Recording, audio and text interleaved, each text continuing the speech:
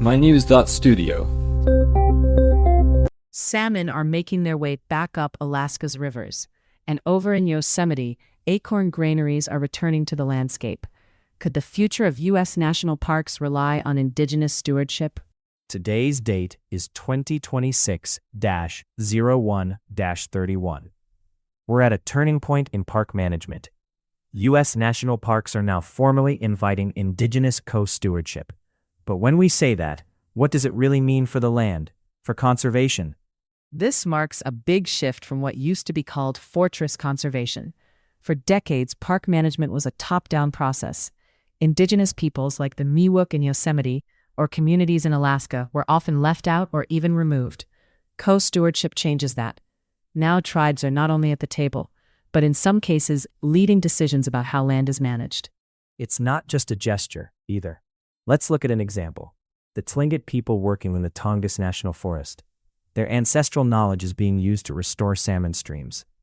Have you seen the numbers on salmon populations since those practices came back? Yes, the numbers have climbed by a lot.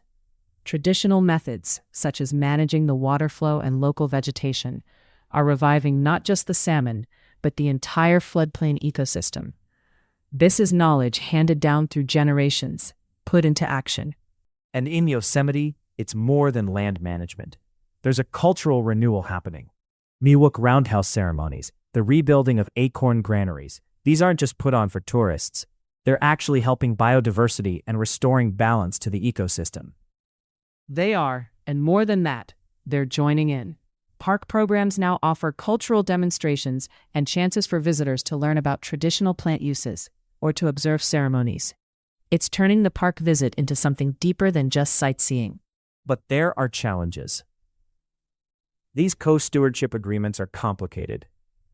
How have they handled past injustices? For example, when the Miwok were forced out of Wahoga Village back in 1969. That's a major issue. Part of the response has been bringing tribes back into management roles, rebuilding traditional homes, and offering compensation. Just as important, conflicts are now resolved through frameworks that give priority to tribal values. Indigenous leaders like Chuck Sams, who's now running the National Park Service, are deeply involved in negotiations. There are still hurdles. Not every park or tribe is at the same place. Sometimes there's tension over natural resource use or visitor access. But overall, the move is toward working together. Having formal agreements means there's a way to settle disputes, usually with both sides making decisions. Maybe the bigger story is what this could mean outside the U.S. Is this a model for rethinking conservation around the world? It could be. As more countries reckon with colonial histories and the urgency of protecting biodiversity, the U.S. model is already drawing international attention.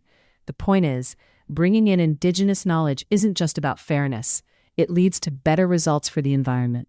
And with climate change and species loss only getting worse, the need is urgent.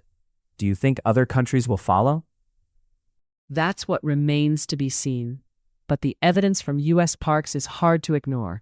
Greater ecological resilience, justice, cultural repair. It's a model with the potential to change conservation everywhere. From salmon running in renewed streams to roundhouse ceremonies in Yosemite, U.S. parks are evolving, and so is the story of conservation. Thanks for joining us as we looked at how Indigenous co-stewardship is reshaping America's national parks and could influence conservation around the world. Thank you for listening. This episode was brought to you by mynews.studio. Try it now for free.